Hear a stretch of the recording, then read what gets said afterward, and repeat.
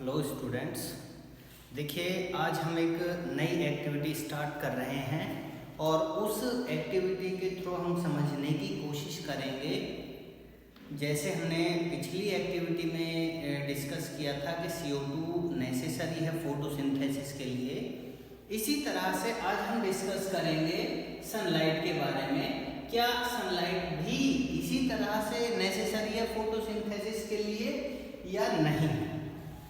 तो इसके एक्टिविटी को स्टार्ट करते हैं और देखते हैं कि नेसेसरी है या नहीं है।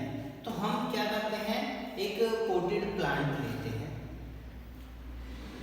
और जो बहुत अच्छे से ग्रो कर रहा होगा ऐसा एक प्लांट लेते हैं और इस प्लांट की किसी भी एक लीफ को सेलेक्ट करते हैं और उस लीफ के ऊपर, मान के चलिए हमने ये वाली लीफ को सेलेक्ट किया है, इस लीफ के ऊपर यहाँ पर हम एक ब्लैक कलर के पेपर की स्ट्रिप लगा देते हैं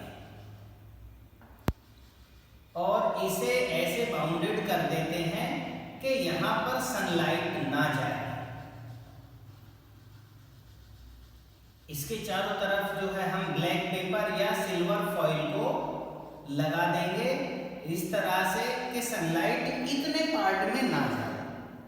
और इसको करने के बाद हम कुछ टाइम तक, 1 या 2 दिन तक ऐसे ही रख देंगे। रखने के बाद फिर से हम क्या करेंगे, इस लीफ को प्लग करेंगे, यहाँ से तोड़ लेंगे। तोड़ने के बाद मैंने बताया था पिछली एक्टिविटी में, एक बड़ा बीकर लेंगे और उस बड़े बीकर के साथ एक छोटा बीकर लेंगे। इस तरह से दोनों को अरेंज करेंगे।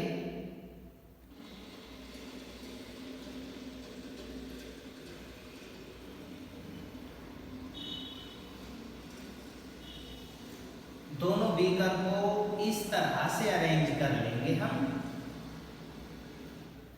इस जो बड़ा बीकर है नीचे, इसमें हम वाटर फिल करते हैं।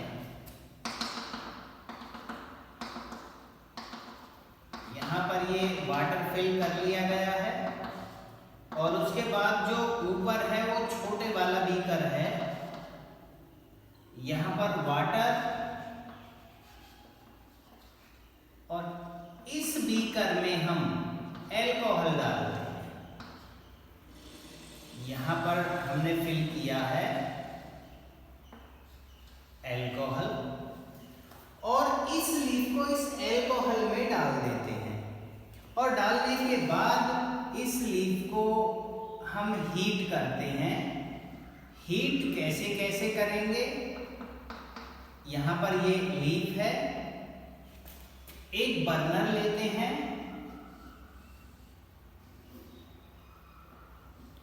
और उस बर्नर को बड़े वाला जो बीकर होता है, बड़े साइज का बड़ा बीकर, उसके नीचे बर्न करते हैं। जब बर्न करेंगे तो धीरे धीरे क्या होगा, यहाँ पर जो वाटर प्रेजेंट है वो वाटर हीट होगा।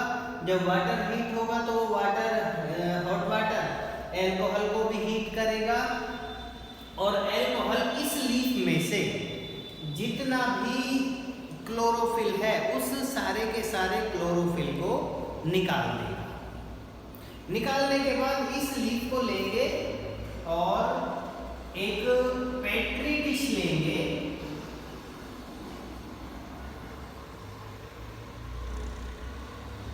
इस तरह से, और उस पेट्री डिश में यहाँ से लीफ को निकाल करके और हम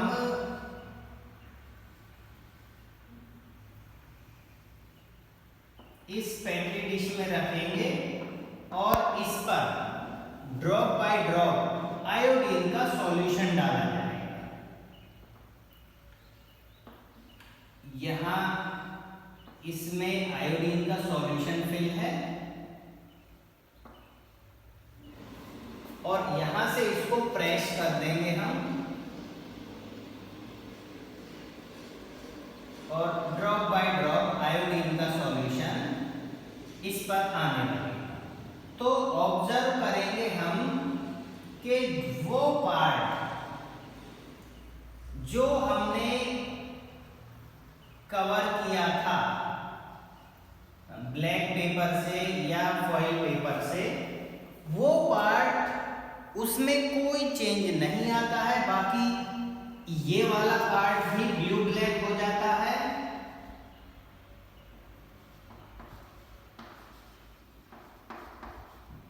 और ये वाला पार्ट भी ब्लू ब्लैक हो जाता है। यहाँ कोई कलर चेंज नहीं होता। अब यहाँ कलर चेंज क्यों नहीं होता? तो यहाँ कलर चेंज इसलिए नहीं होता है क्योंकि यहाँ पर हमने ब्लैक पेपर लगा दिया था। ब्लैक पेपर लगने की वजह से सनलाइट यहाँ पर नहीं पहुँच पाई। जब सनलाइट नहीं पहुँची तो यहाँ फोटोसिंथेसिस भी नहीं हुई और यहाँ स्टार्च का फॉर्मेशन नहीं हुआ। स्टार्च ही आयोडीन से मिलकर के ब्लू ब्लैक कलर देता है। यहाँ स्टार्च नहीं बना, तो आयोडीन की यहाँ रिएक्शन भी नहीं हुई और यहाँ का कलर चेंज नहीं हुआ। जबकि यहाँ और यहाँ इन दोनों पार्ट में सनलाइट पहुंची तो वहाँ फोटोसिंथेसिस प्रॉपर तरीके से हुई और फूड स्टार्च की फॉर्म में स्टोर हुआ और जैसे ही हमने आयोडीन का सॉल्यूशन डाला उस स्टार्च से आयोडीन ने रिएक्ट की और ब्लू ब्लैक कलर दिया। तो यहाँ ब्लू ब्लैक कलर नहीं आया क्योंकि यहाँ स्टार्च नहीं था। अब स्टार्च क्यों नहीं बना? क्योंकि यहाँ फोटोसिंथेसिस ही नहीं हुई, क्योंकि यहाँ सनलाइट नहीं पहुंची। तो इस एक्टिविटी से हमें ये पता चलता है कि फोटोसिंथेसिस की प्रोसेस के लिए जो सनलाइट है वो भी नेसेसरी है, जरूरी है। बिना सनलाइट के कभी भी फोटोसिंथेसिस नहीं हो सकती। तो इस एक्टिविटी को नोट करेंगे सभी बच्चे इसी तरह से और अपनी नोटबुक में बहुत अच्छे से साफ साफ बनाएंगे। नोट कीजिए।